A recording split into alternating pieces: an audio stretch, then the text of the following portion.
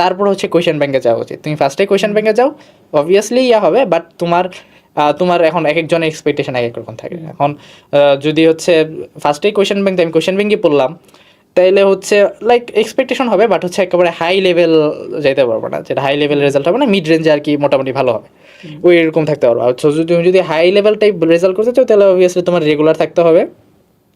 এখন ওই যেটা বললো যে সিলেক্টিভ পড়াশোনা, হ্যাঁ সিলেক্টিভ পড়াশোনা করা উচিত, বাট সব কিছুতে আইডিয়া থাকা উচিত।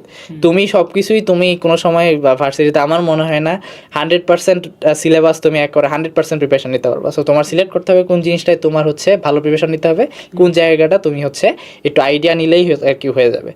সো ওই জিনিসটা হচ্ছে এই টার্ম ফাইনাল দেখে হচ্ছে তুমি ইয়ে করতে পারবা। একটা কথা যে রেগুলার হওয়াটা, এটা হচ্ছে মেইন জিনিস।